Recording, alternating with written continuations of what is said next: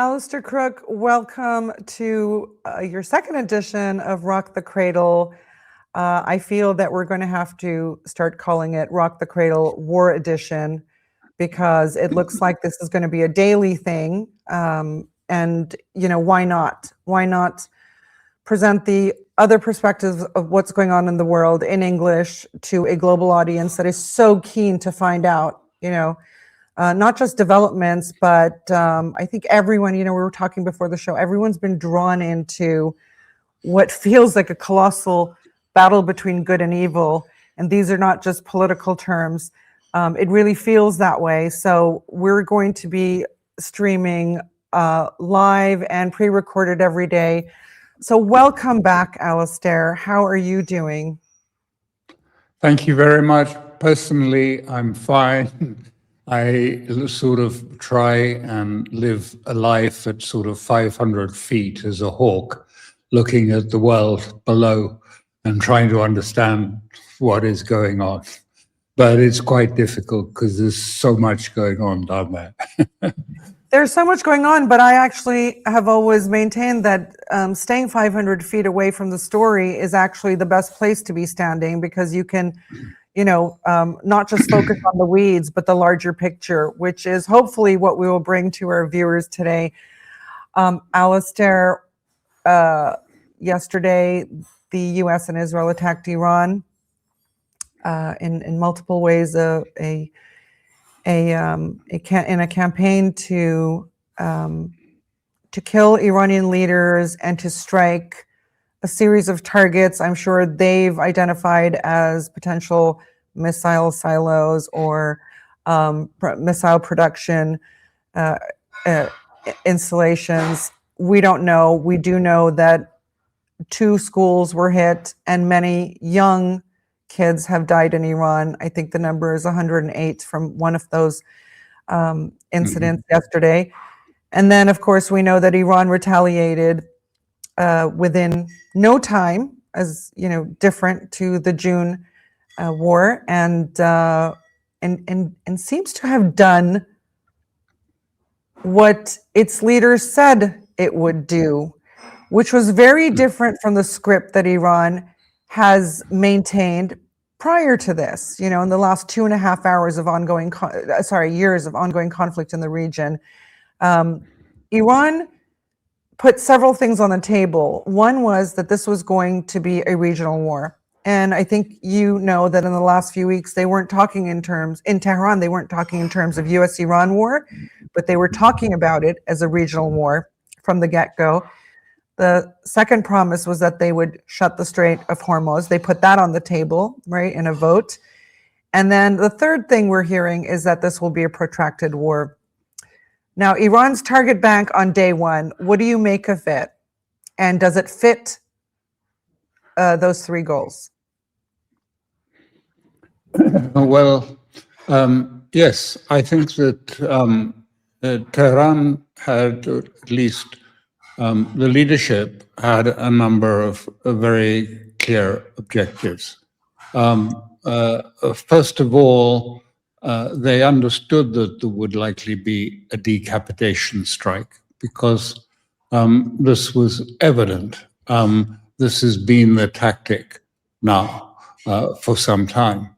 And I think in the lead up to what happened, they understood that the negotiations, apart from whether they were a deceit and a ruse to try and throw Iran off balance, they realized the demands being made by Washington, by Witkoff and Kushner, were just impossible to meet. They would not be met. So I think there was a sort of sense of understanding that what was coming. I think what has changed completely from, if you like, the 12-day war has been a very clear understanding that the pattern could not continue. The pattern of, if you like, regular bouts of Israel and the United States imposing restrictions, sanctions, military action to wear down Iran and to, from their perspective, hopefully collapse it. That they understood that the 12-day war was a pause. It wasn't the end of that conflict. It was just, if you like, a pause for the next stage. And that this next stage needed to really be a trial of strength. It had to bring the situation to a head. It had to be an existential, if you like, struggle and war that would either break the paradigm in one way or another, or change the whole situation for Iran and the region. And I think they chose the latter one. And I think I said, I think on your program and before, is that I thought what would be different would be that much of the strikes would be on targets in the Persian Gulf area, as we've seen on the Gulf states and elsewhere, American targets, and that they would be almost more important at the outset than the targets in Israel. And that was a shift, a big change. And I think we've seen that they have pursued that. And it's surprised. I think it shocked the Americans. It's shocked much of the world. What has happened in Gulf states, what they have done. And the air defenses in those states pretty much gave out in the first day. And so Iran has been striking at them literally with drones and short-range cruise missiles, ballistic missiles, because there's no real air defenses left. One or two Patriot missiles have been fired, but they haven't hit anything. And so they have really attacked American military targets, but also economic targets. Some of the targets in Dubai were targets associated with the Trump family and Trump investments. One of them was their sort of investment headquarters in the Gulf for the Trump families, I believe. Other ones were sort of CIA bases and other targets. So that aspect of it has been proceeding very, very, very rapidly. And I think that they intended to unfold the next stages phase by phase. So the first phase was to attack Israel, but do it not in a particularly damaging way, but using old missiles and drones, not to inflict specific damage, but to degrade the air defense capabilities in Israel, to force them to use up these missiles, protecting, if you like, the states, because it's understood that both America and Israel are short of air defense systems, short of them for the naval forces, which are now moved quite a long way away from Iran, so far away that they're not able to do strikes from the carrier. I mean, aircraft strikes from the carrier. Of course, the accompanying destroyers have been firing Tomahawks, but they're not able to do direct strikes because it's out of range. They cannot do that, and they'd have to refuel on the way back, and that would make them very vulnerable to air defenses or attacks. So the process is one of slowly moving from the older missiles, which draw out air defense munitions and waste air defense munitions, to move to, if you like, the newer type of missiles. I think we saw one of those today, arrived today. And then subsequently, the Iranians say, and I have no reason to doubt it, that they've got new weapons, but they are not in a hurry to show them.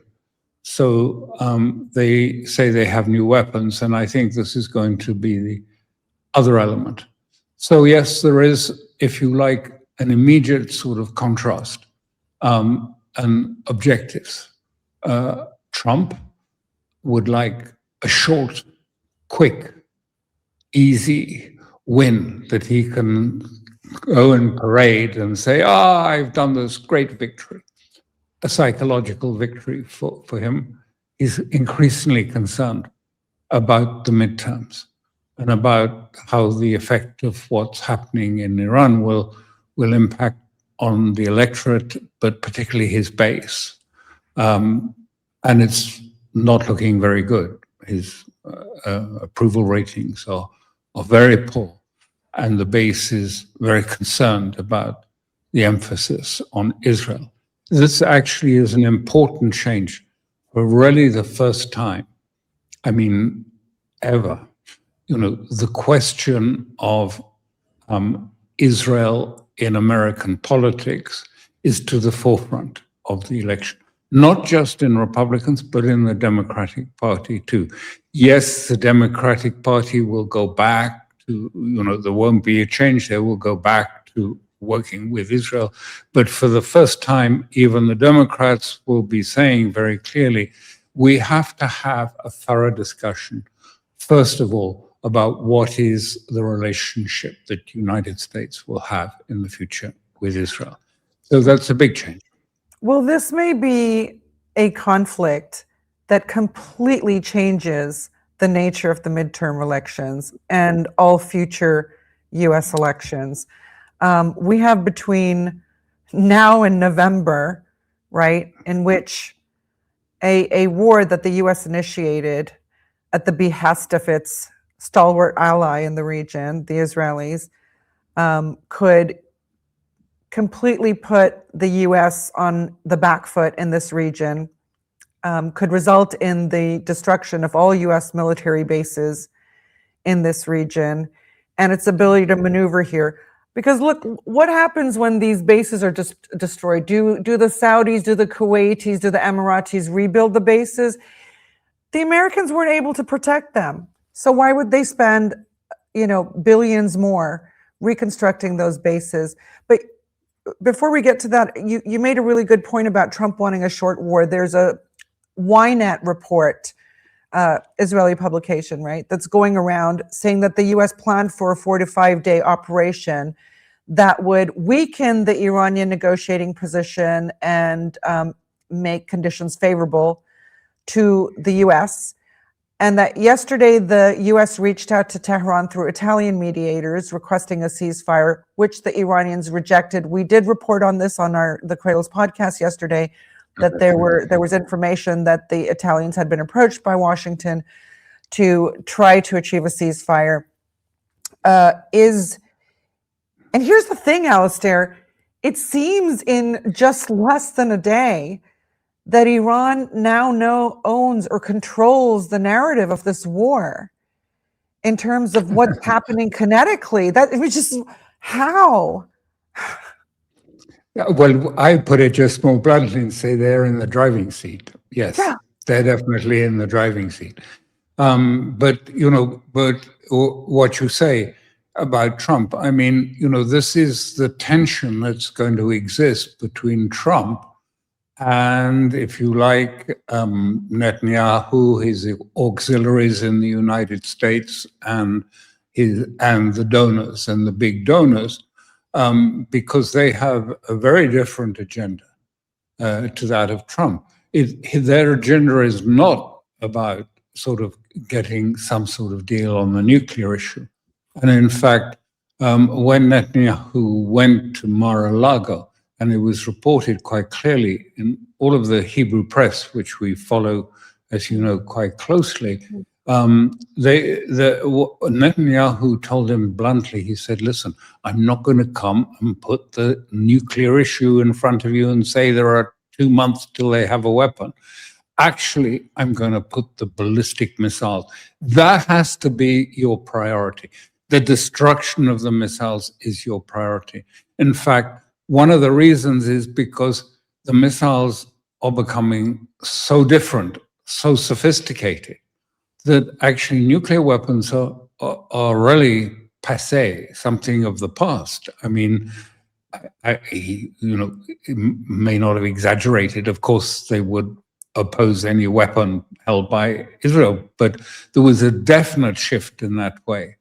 And so, for if Trump is hoping to just do a little deal, an Obama light sort of operation, first of all, the Iranians won't agree to that. They won't accept that. And the whole of the Witkoff plan has really collapsed, which was sort of to do a whole series of interim agreements and, start a train. And the first carriage is, a nuclear agreement. Yeah, it doesn't mention anything, about weapons or missiles, because that's in the second phase. You remember, it's just like the Gaza phasing. We all were told, Gaza phase 1, and everyone would say, but you haven't got any plan for phase 2. So this was the idea, put a sort of series of phases. Phase 1 is nuclear thing. Phase 2 is the weapons. Phase 3 is going to be the proxies, cutting off the proxy. Phase 4 is a disarmament of nuclear, and he hoped to run this train right into the Netanyahu station, which will satisfy all Netanyahu's red lines in this way. Only they'd already committed themselves, it seems, to military action against Iran back at the turn of the year. And so Trump has been pulled into this, and I still regard this as a trap for Trump, a deep trap that he is walking into, because he can't afford a long war with mounting casualties in it because of the electoral consequences for him in the midterms. He knows the midterms are going to be existential for him. He said that. He said that explicitly. If I lose just the House in the midterms, I'm finished. But if I lose both houses, I'm going to be in court, and it's not going to be pretty. In other words, he would be in danger of going to prison, not Netanyahu. He. But I mean, it's kind of crazy then for him to launch a war that I'm sure many of his own military advisors have warned against because of the unknowns with Iran. I mean, the U.S. has been gaming conflict with Iran for a good many decades, and it's not really turned out well ever for them unless they cheat or rig the game. So they know, the Pentagon knows better than anyone that this is not something you jump into. I think it's kind of crazy that he did. Why did he do this? And why does it seem that he was committed regardless of the advice he was given? Now, the Washington Post has put out an article saying that Mohammed bin Salman was there side by side with Netanyahu, urging Trump to hit Iran. I don't know if that's true. I'd like to hear your opinion on this, because it seems to me that Mohammed bin Salman, the Crown Prince of Saudi Arabia, had Mohammed bin Zayed, the president of the UAE, in his sights in a very passionate way. And for the first time, you kind of didn't have this Shia versus Sunni, etc. thing in the region. You kind of had all players on the same side against the UAE's very aggressive machinations in the region. And why would Mohammed bin Salman, who had struck a rapprochement deal with Iran under the guidance of the Chinese, why would he then be asking Trump to attack Iran, especially given that the UAE is so sort of enmeshed with the Israeli agenda in the region now, and that I understand why the Saudis would want Iran weakened, but they certainly wouldn't want Israel to be a victor. Do you believe the Washington Post article? And if so, why? No, I don't. I don't, because we've seen very clearly in Saudi, the Saudis have changed quite substantially to seeing Israel as a source of instability in the region. And they also have a sense, and I think we talked about it briefly on the first program, see themselves being surrounded. And they've talked about the UAE as being a Trojan horse, an Israeli Trojan horse in the region that is working to displace Saudi Arabia as the sort of leader of Sunni Islam. Paradoxically, because the UAE is certainly not a religious state in any sense. It's entirely a mercenary transactional state rather than having any claim. But I think there has been a shift there. So I don't think so. So I don't think they did it because, of any change in Saudi Arabia. I don't think Trump has agreed to this really because you're quite right. We know very clearly that because partly they've leaked it for their own protection, the general said to him, we can't guarantee that there will be a fall, that the state will collapse. We can't guarantee a shortfall. We cannot guarantee what will be the effect on the region. We cannot guarantee there won't be casualties.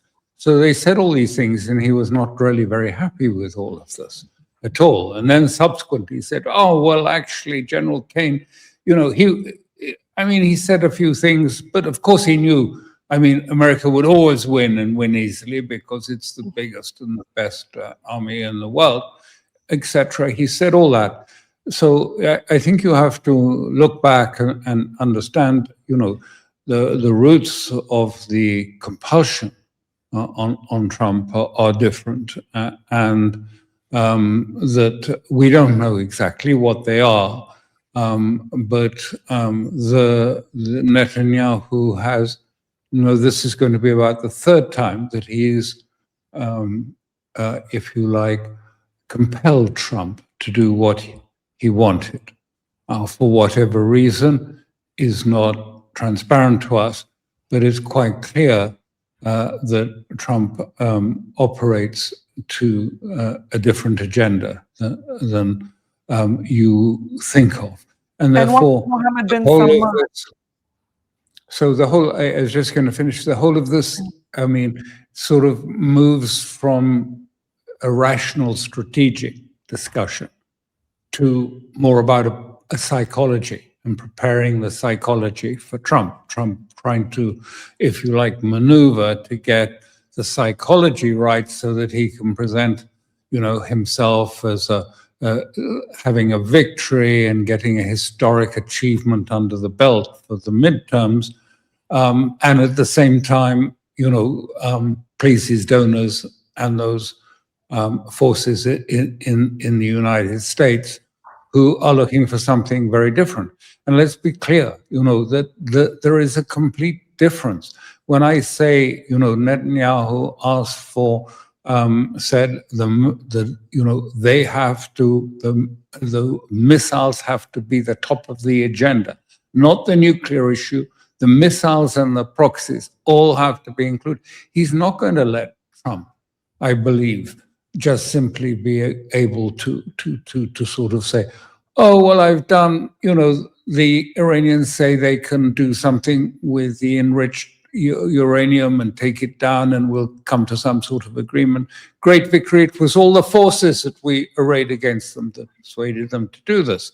He may try that, but I think that,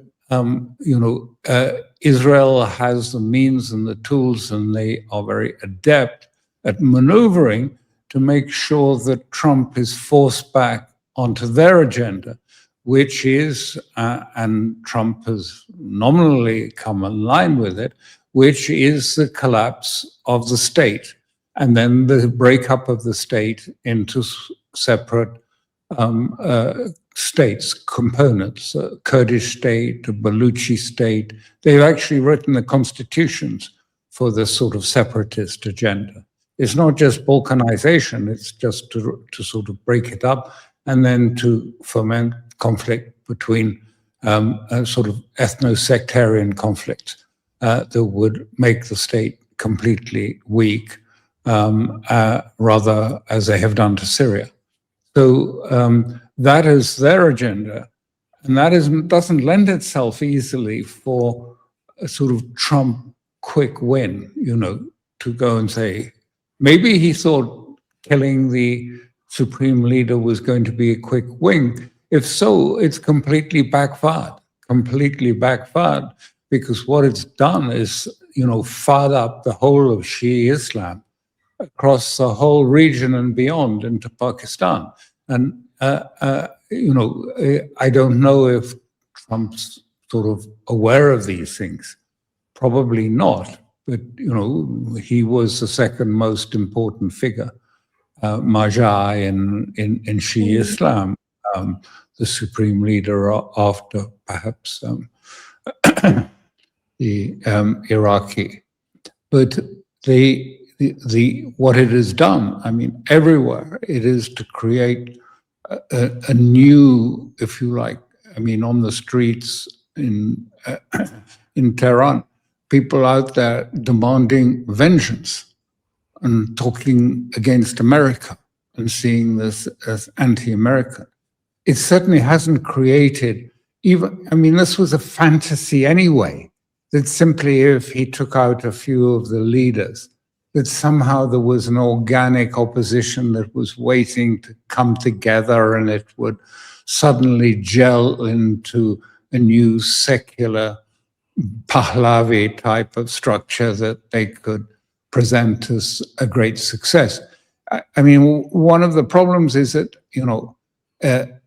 he and the Americans, I mean, elites, certainly establishment, have fallen for the Israeli claim that their intelligence and their understanding of the region is unparalleled, and that they just know Iran is a house of cards waiting to topple over, and then the populace, it would all be destroyed from within.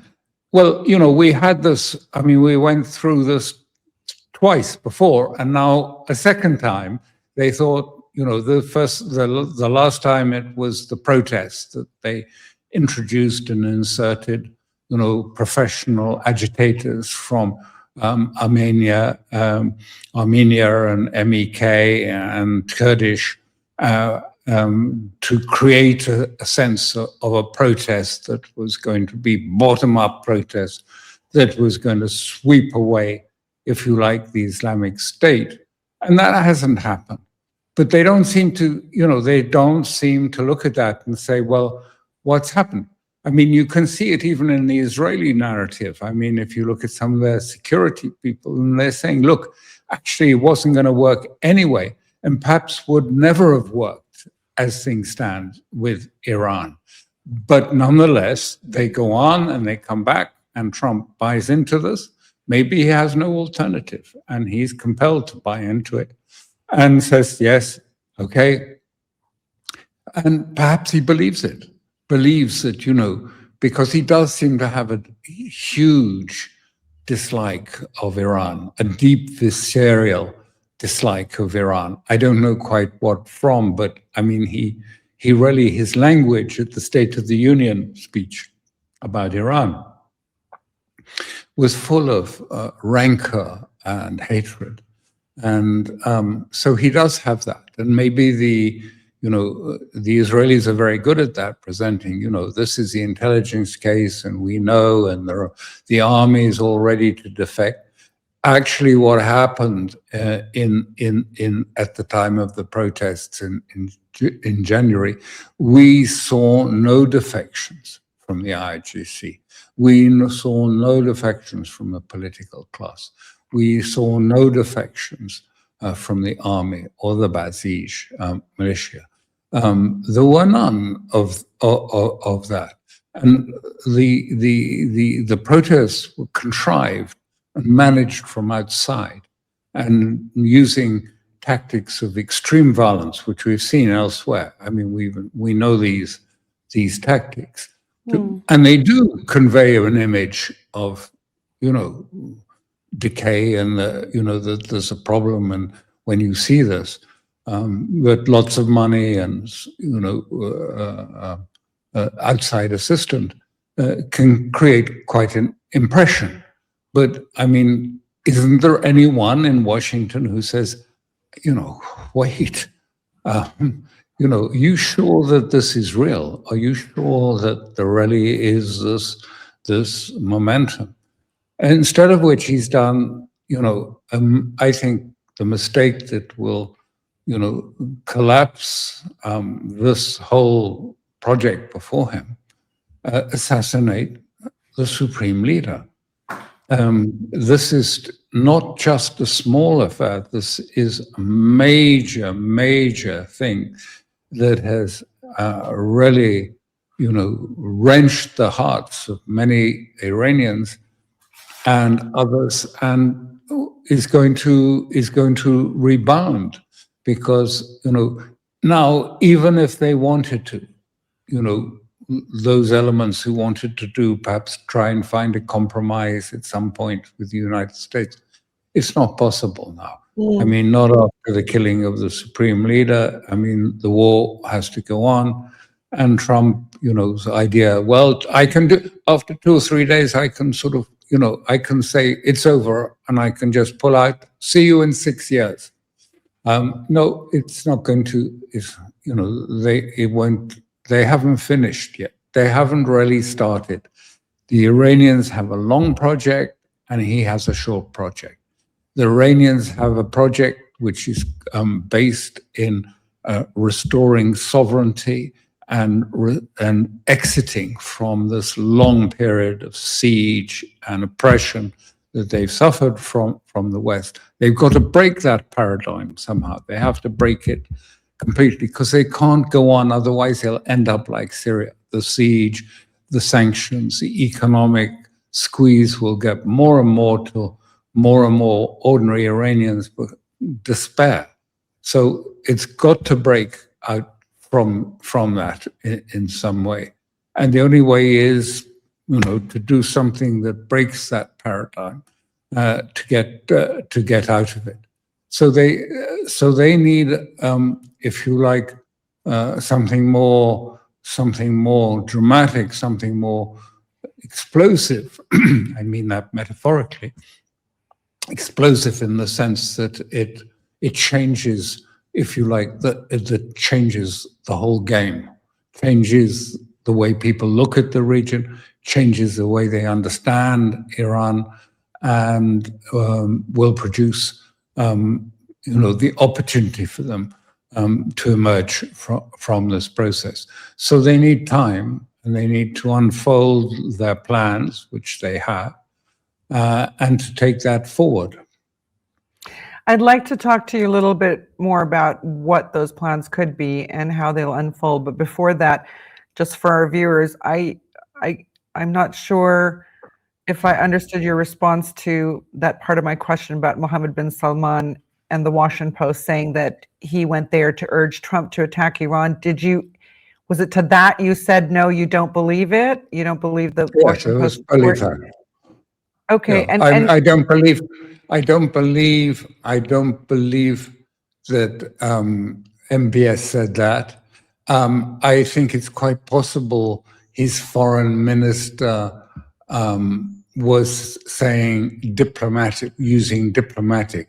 I mean, he was using diplomatic language with Trump, trying to keep, the usual thing, trying to flatter Trump at the same time and sort of, brush his feathers down and smooth it all down and say the right things to him.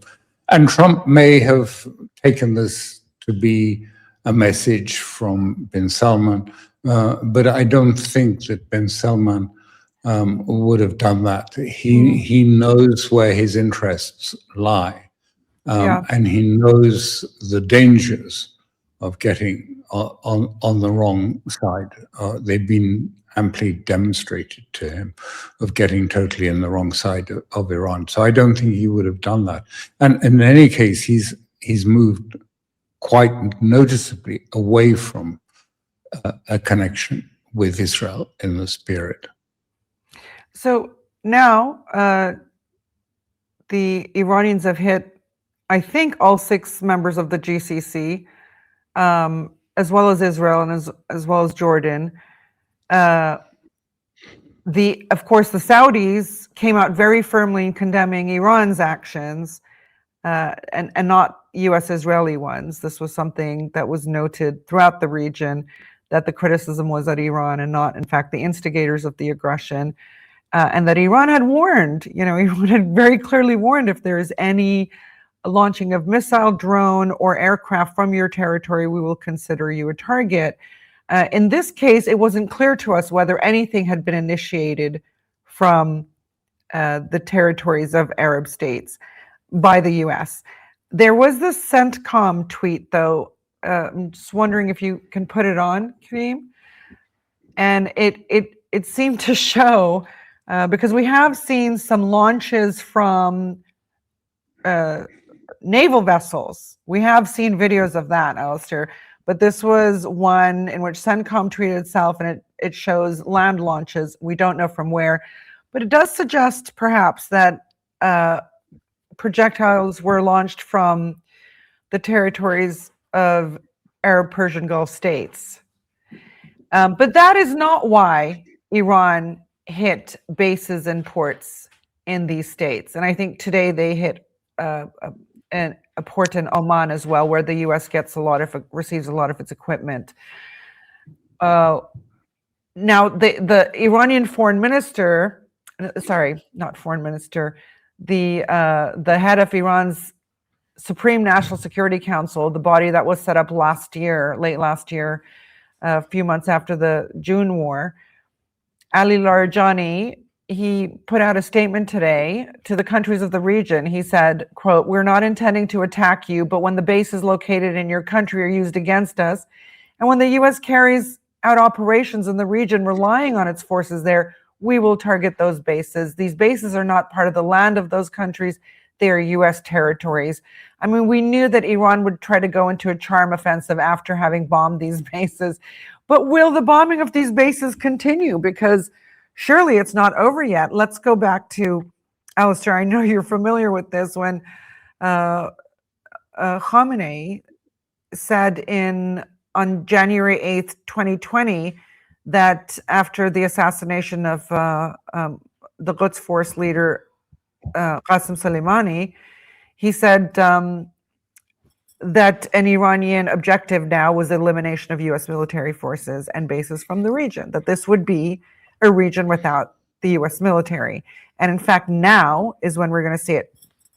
Was Iran's intention just to tap these bases? Okay, we know they took out major surveillance equipment, I'm sure totaling many billions of dollars, and then did further damage.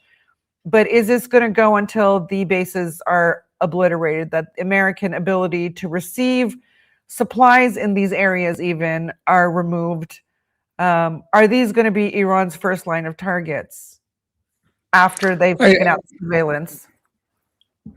I don't think I wouldn't use Trump's obliterated, but I do think that the intention is to drive, Iran is going to drive America out of the Gulf. It's going to drive it out one way or another, whether it needs to be by complete destruction or whether it needs to put the pressure on. But the second thing, of course, is the economic side to it. I mean, the short raid on the Rial that started off, if you like, the bizarre protests and things, was obviously orchestrated out of Dubai. That's where it was orchestrated. The CIA have a big base there. And Bessent, the Treasury Secretary, has said very specifically that he was very proud of it. He said, we collapsed the Rial and set off the protests. So, I mean, it's not just military bases, but the economic structure of the Gulf is also tied to, if you like, Western aims and objectives. At the same time that Iran is suffering under freezes, under siege, under tariffs, all of that, they continue, and although they pay lip service to Iran and about its objectives and that, but nonetheless, they are at work inviting some of these big AI companies to set up data centers for the whole region. And clearly this is a security aspect. There's no pretense about it. So they want to have big, if you like, data centers scooping up all the data that would give them a sort of Palantir type coverage of the whole region. But including, of course, that would include Iran and Iranian allies throughout the region. And they say, well, it's just an investment and it's money. So I think that's another element of it. And the third element, of course, really is, I think, simply, not simply by missiles alone, but to put economic pressure on the United States now. Economic pressure because Hormuz is closed. They've attacked 2 ships now, I think 3 ships actually, which were trying to slip past the straits and either get in or get out. I don't know which, but one is sinking, or looks as if it's sinking. And it's much easier to shut Hormuz because they're within artillery range. They don't have to fire rockets like the Yemenis to close the Red Sea. I mean, they just can sit there and they can put a few rounds into a vessel and close it. So that is one element. And the other element is to put a squeeze because, Trump's money, the fortunes of the Kushners and the Witkoffs and everything, this is why some of the targets in Dubai have been hit, because they were part of the family funds and investments in the Gulf states. So they're putting some direct financial pressure. I would have thought Trump would have understood these are good New York real estate operations to put financial pressure on the West. Financial pressure, energy pressure, and then military pressure. The 3 components to Iran's plans for the future. And when you look at it, I mean, it's quite clear. I mean, I just think that, it's never going to be the same in the Gulf states after what's happened. I mean, with people seeing, 5-star hotels in flames and all the airports shut, and then suddenly scaremongering. I know I've heard, anecdotally of people who are in panic there. Of course, there are the hardcore party goers on the roof who sort of celebrate, say, I mean, we're dressed up to the nines. Here we are partying and watching all these missiles coming in. It's so exciting. But, most people are not going to be like that. The Europeans there will be frightened and will want to get out. And so I don't think it'll be quite the same again. So there will be change. Yeah. How on earth did the Americans and Israelis so misunderstand the likely Iranian reaction? I mean, in a sense, we're all used to well-behaved Iran. We've seen 2.5 years of the resistance axis being Iranian-led resistance axis in this region, not responding in the way perhaps they could have to, the Palestine issue, what's happened in Syria, what's happened in Gaza, what's happened in Lebanon, etc., and Yemen. What happened to the unity of fronts? There are many people in this region who are saying, why didn't they do this earlier? And now we're seeing a very different kind of Iran. But usually they do these kind of risk assessments, especially when they're getting They're hearing statements from the leaders of these countries. And there are votes being held, for instance, in Iran over the closure of the Strait of Hormuz.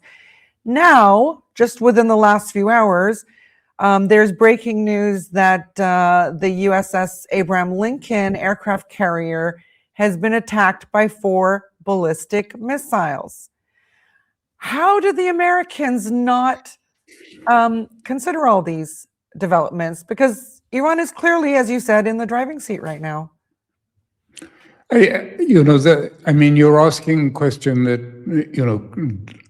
goes into deep psychology, because, how is it that some people just cannot hear? Even when it's said and explicitly, they do not hear.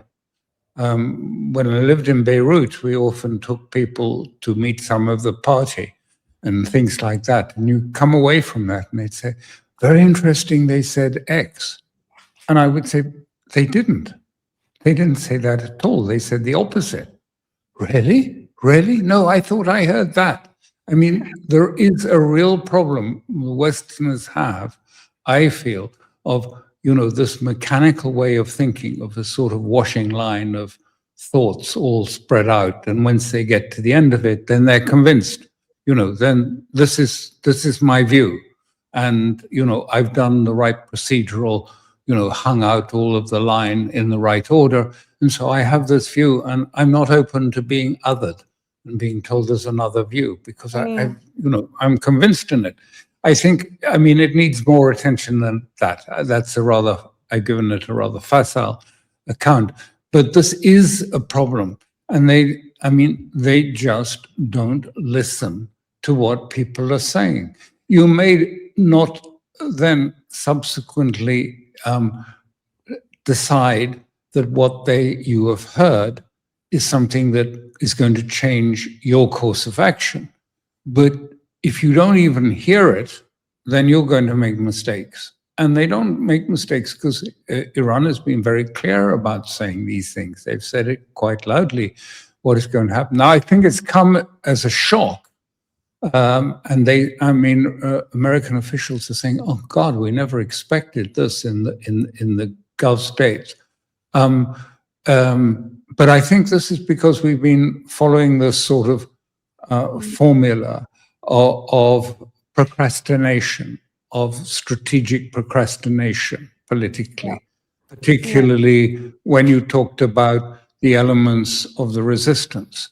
It was always, strategic procrastination. We don't do something dramatic. We just sort of slowly, until actually then you find you've lost everything. Sometimes this procrastination does not pay off. It'll be interesting to see, what Russians think about this, because they pursued a different path. And I think, Iran's sudden, visiting, far across the Gulf states will have attracted their attention. So it is, I think, they didn't hear that because they've been accustomed to, diplomacy, and we all have to do diplomacy, and we all have to be patient and strategic and de-escalate.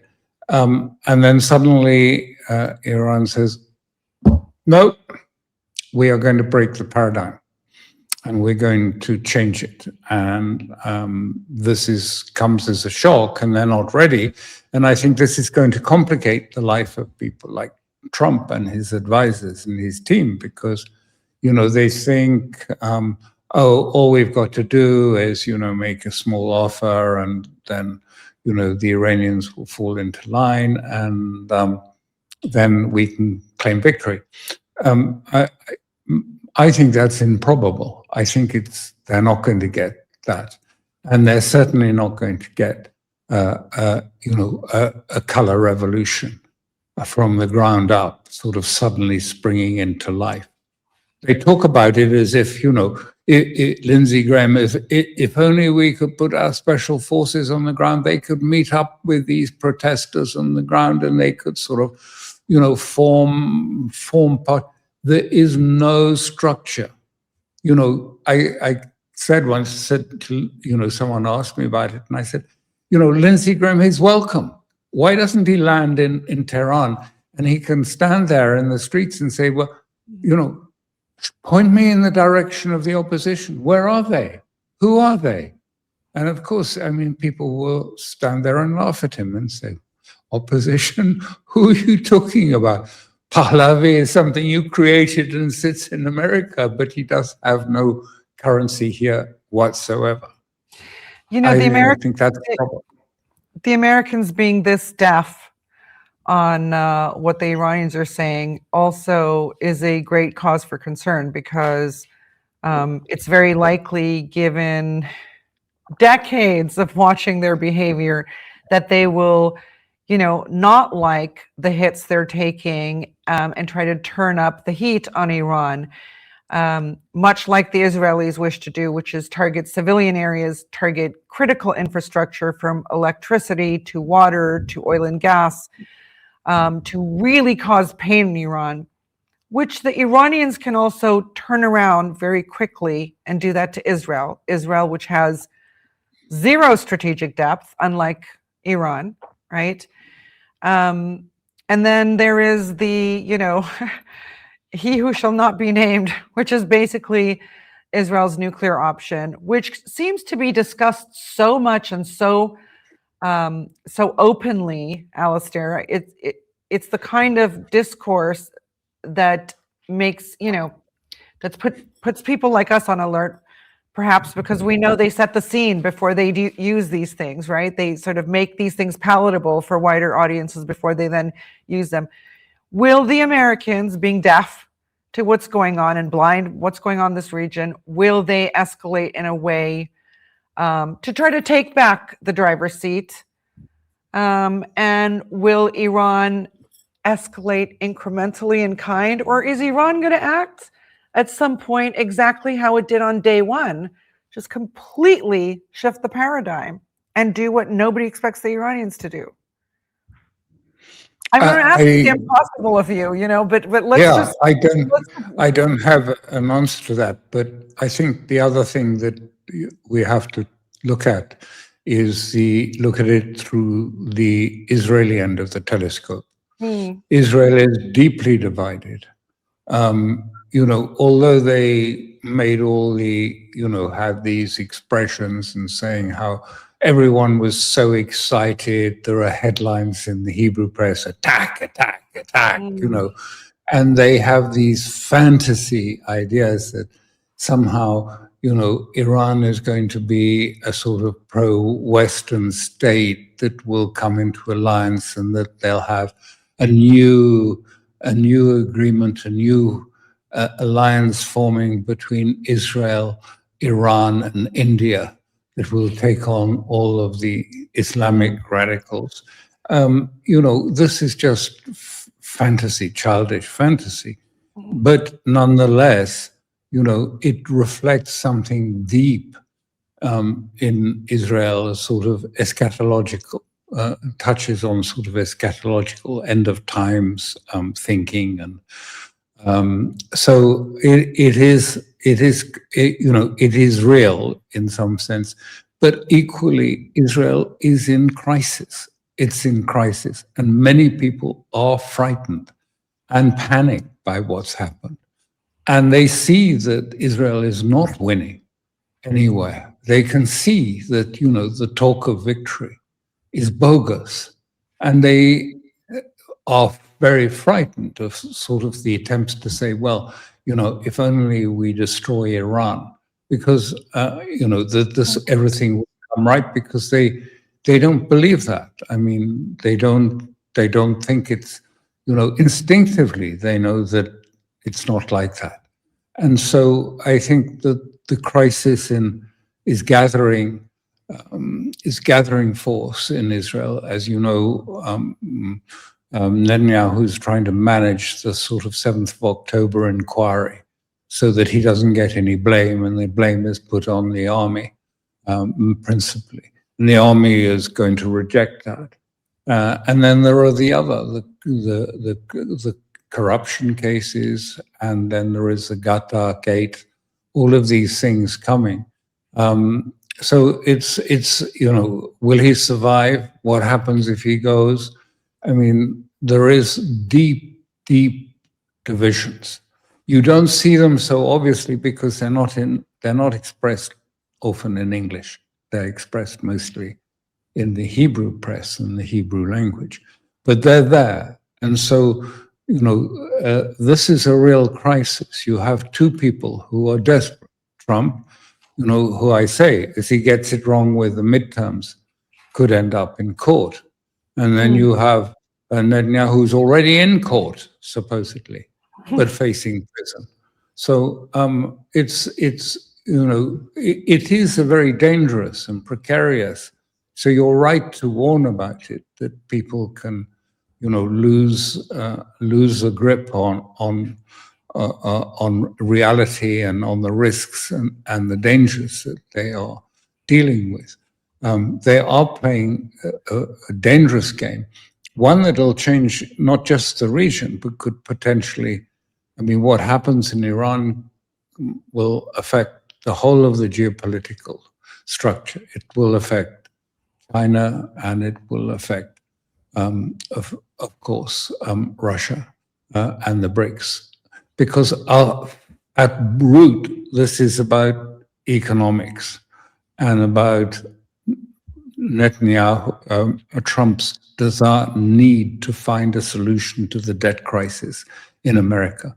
And that his solution to the debt crisis is essentially through tariffs, imposing tariffs.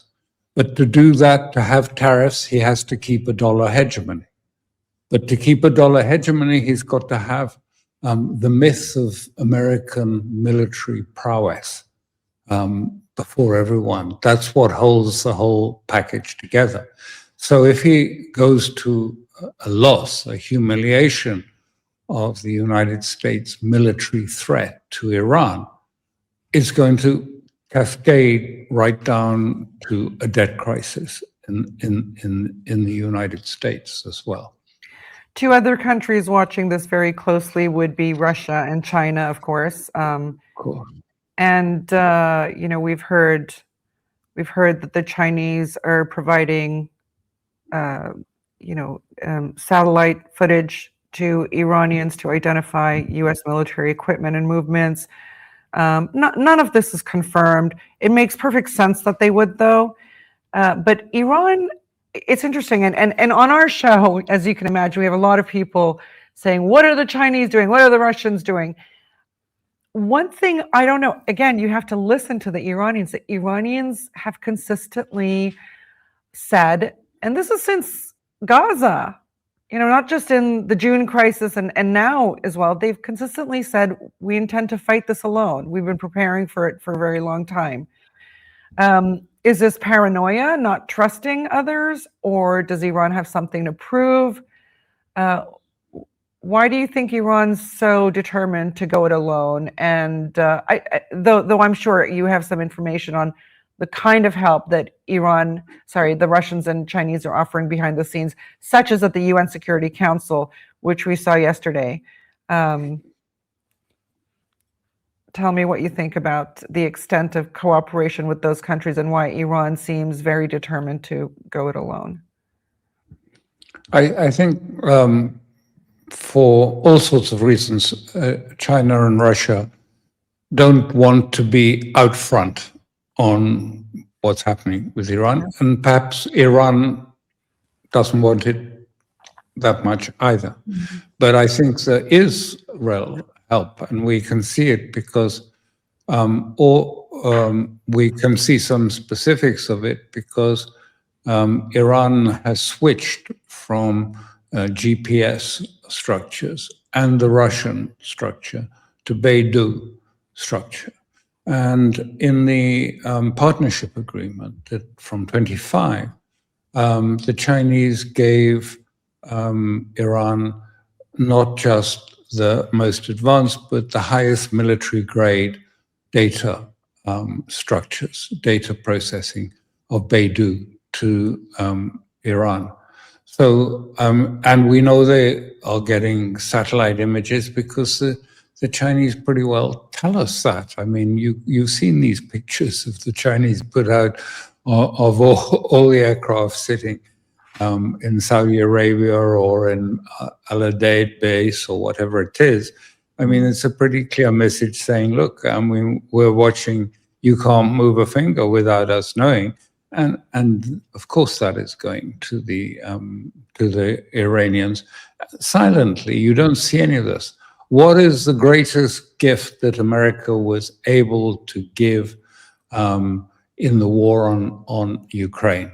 Ultimately, it wasn't Patriot missiles or whatever, it was ISR, intelligence, surveillance, reconnaissance, the satellite battlescape, the creation of a complete interlinked data structure that can monitor radars and can monitor satellite images, which gives you a complete picture of your targets and where they are, which, even if you're sitting in a cockpit, you don't have to, actually see on radar because it's coming to you from, the interlinked sources.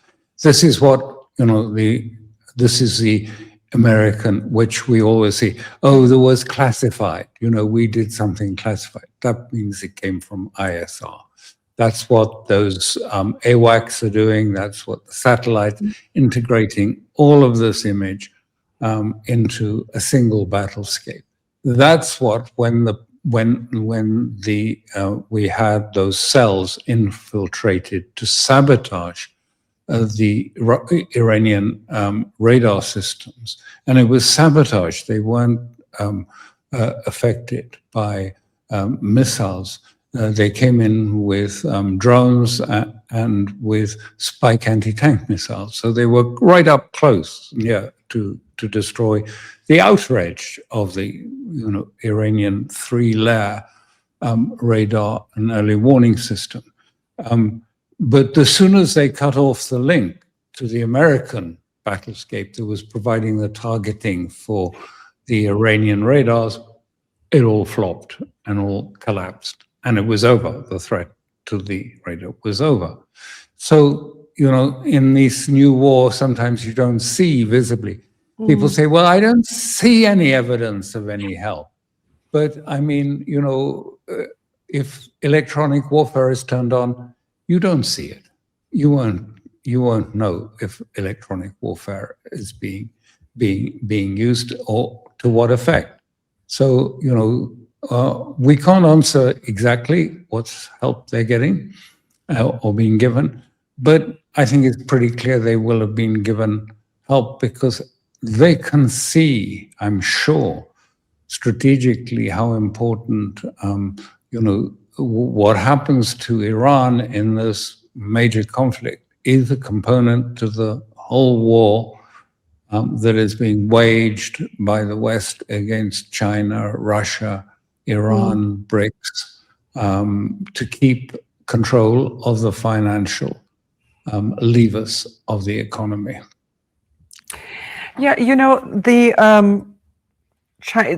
lot of people have suggested that one of the reasons for the Americans to launch war in this region and sort of disrupt Iran and therefore the Persian Gulf is, of course, to control energy flows to China or to inhibit the energy flows to China. China knows full well, as a strategic partner of the Iranians, that Iran is looking to shut down the Strait of Hormuz, which it has done already in day one of this war. I'm sure the Iranians and Chinese have sat and discussed this because China does need access to energy from the region. Of course, they have, knowing this, the Chinese and Russians have also worked out their own arrangements so that, what the West is no longer buying from Russia gets moved, transported to China instead. And so how long can a China, for instance, bear spiking energy costs and slow transportation of energy to its territories? Well, It can bear it much more than other states can, because it has very cheap electricity compared with other states like the United States. And they have their own sources of energy, and they're moving very rapidly towards other forms of energy, fusion and so on. That's in the future. But I mean, of course, they need a secure energy supply, and that is principally that of Iran. And what they can see, and Russia can see, is that the United States is moving to try and control the choke points for shipborne energy, and to control, what they call shadow fleets, which is a term that they use so loosely, which means they can seize just about any vessel that they like and say that it isn't properly registered, and therefore it's, it could be carrying illegal, and we have to investigate it. So Russia particularly is aware that America is trying to control the arteries of energy for bolstering its dollar hegemony, and therefore the inflow of dollars into the United States to keep the borrowing costs down and to keep the AI package alive. So they can see that. And so really, I think, in a sense, what we may see at the end of this day is that Iran will actually be controlling some of the energy corridors and supply and the facilities, because they have been attacking some energy sites as well. Off UAE, I think one energy platform has been attacked by the Iranians. So perhaps I mean, I'm just speculating, but in this war of control of corridors and energy, maybe, Iran can play an important role in one element of taking back corridors and control of a certain amount of energy supply out of the, if you like, the grasp of Washington, and to put it in the sort of BRICS basket rather than in Washington's basket. Who knows? I mean, this is just purely speculative. In your view, would Beijing and Moscow be foolish to do anything other than hunker down and support Iran thoroughly if its intent is to wage a protracted war with the United States and Israel? Because, as you mentioned, the U.S. can project power psychologically, at least, only if it's viewed as, the most powerful military in the world. Is this a war that the Chinese and Russians will support fully, in your view, from behind the scenes? Or is there something that could cause a schism that could have them reevaluate their national interests? As far as you can see. Well, I mean, you can't be both supporting fully and behind the scenes. It's a contradiction, really, in terms. I think China does not want to be in the position where China becomes seen as the threat to American power, although it is exactly that. Yeah. It is a threat to American power. Economically, it is a threat to American power, because America is completely uncompetitive with China these days. So I think that they and Russia are very much aware of an unpredictable and increasingly erratic administration in Washington, who could easily slip into make wrong decisions or slip into, desperate moves to try and double down on gaining support in the next elections. And already the elections are becoming almost verging on civil conflict. I mean, showing sort of some of the symptoms that might lead them to civil contact, the control of the voting processes and things like this could become extremely fraught in the next period. So I think there are limitations to how far they would want to go in this way. I think China is in the process. Again, you don't see it, but in the process of making changes that are very powerful. For example, it's instructed its banks, commercial banks and state banks, to stop buying treasuries and to sell treasuries. I mean, that is a huge, it's not, sort of sending a destroyer to sit on your doorstep like America has done with Iran. But it is a very powerful message and a powerful weapon that it's using. It's paying interest on renminbi, digital renminbi held in wallets. I mean, it's instructed its banks to do that so that it's like a checking account, but you can hold it anywhere in the world. And, it's totally in the black. I mean, you can't, it's not on anyone's balance sheet. So, I mean, they're doing things, but in Chinese style, they don't want to be, to put themselves and to be sort of the bullseye on the target.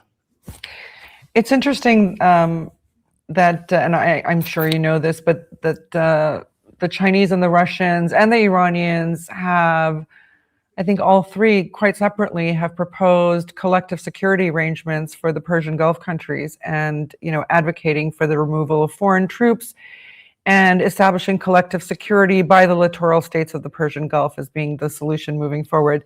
This may be, a perfect opportunity for that to be established. I do want to ask you, Reuters is reporting that at least 150 oil and gas tankers have halted in Persian Gulf waters outside of the Strait of Hormuz. What is going to happen? Are they going to be locked in or locked out? And how is this going to affect the world when the markets open tomorrow? Well, some are locked in because they can't get out. Right. Not all of them, but American vessels and vessels of states that have been providing facilities to the American attack on Iran will not get their vessels out. Even there are cruise liners, I think, that are tied up and find that they can't leave through the Hormuz Straits. I don't know how the Iranians are going to actually manage it. They'll probably have a sort of classification. Some vessels will go through and some won't, rather like the Houthis did. Well, I mean, the oil price of weekend oil has gone up 9%. But with the sinking of one tanker who tried to be smart and work around the thing, as I understand the circumstances, I may be wrong, but that's what I understand. They attacked it because it was had tried to sort of circumvent the thing. That will happen, and we will see, I think, when the markets open on Monday, oil certainly higher, a lot higher. And this, of course, is a signal to Mr. Trump because, the cost of living is, affordability is the issue in these times, in these elections. Not just in America, of course, but in Europe too. I mean, so higher oil prices. I think Russia will not be adverse to higher oil prices. But anyway, it's another lever, another form of leverage. Yeah, and worth noting that a lot of these these vessels are carrying other kinds of commodities, just basic goods, and that I think pretty much all shipping vessels left Israeli ports already, and insurance premiums have gone up 50% overnight. It has, an effect across, I think, the entire economy. Alastair, before you leave, I would like to ask you, horrific news this morning that Iran's supreme leader, Ali Khamenei, had in fact been killed.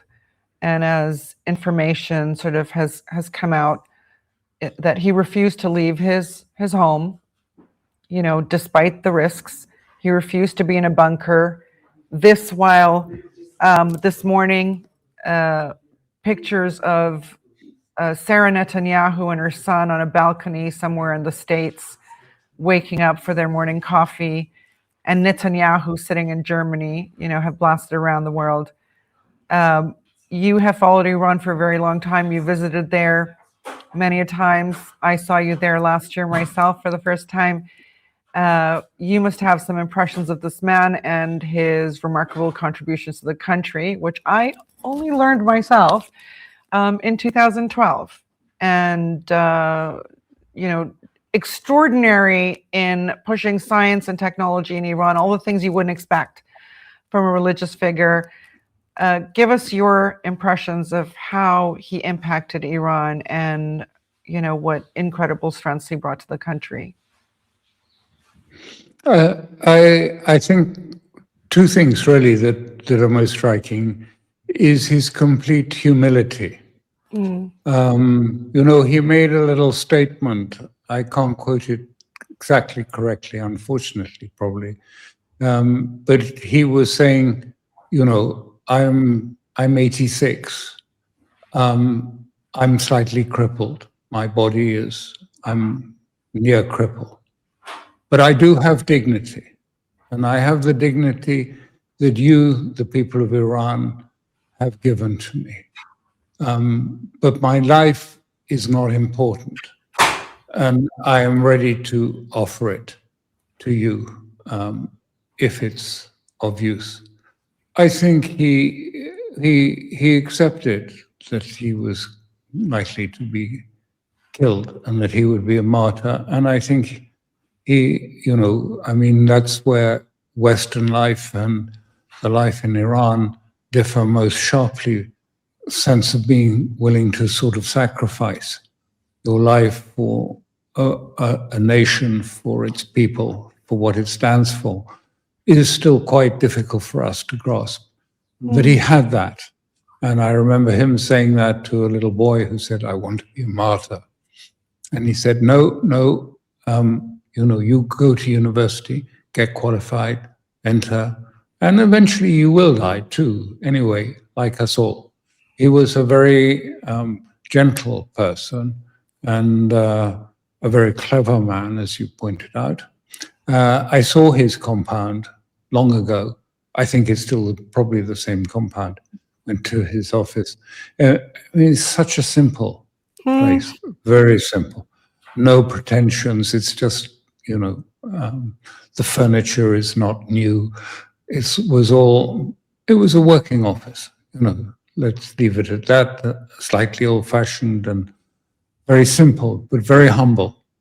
So there was a man without ego, humble, no narcissist. Dignity, honor, faith, the ultimate sacrifice. We started this discussion talking about good versus evil. I hope some of our viewers learned something, because we really are, I feel, so caught up in a colossal battle between good and evil. I am personally very sad to see, even as a secular person, I'm very sad to see someone like that disappear from our world. So I thank you for those very lovely words. Alastair Crooke, as always, from Conflicts Forum, we will link to his remarkable organization below on this interview, and please make sure to follow and subscribe to them. They're fantastic, and as Alastair always reminds us, they follow the Hebrew press very closely every single day, and it is so important to understand the debates that are happening there, because they're not happening in America, but they're happening in Israel. So thank you again, Alastair. Hope to see you soon under better circumstances. Sure. Thank you. Thank you so much. West Asia is always on the map, but rarely in its own voice. This region has been narrated by others for far too long. That's why the Cradle exists, to report from the region, not to speak over it. Together, the United States to tell stories with depth, precision, and no editorial leash. Because West Asia is more than just a theater of war. It's the corridor between continents, the energy artery of the world, the cradle of civilization. We don't take government orders. We don't serve corporate boards. We serve clarity, rarity, and rawness, no matter the risk. So if you believe this region deserves better than spin, support the people doing the legwork. Donate. Keep the Cradle independent.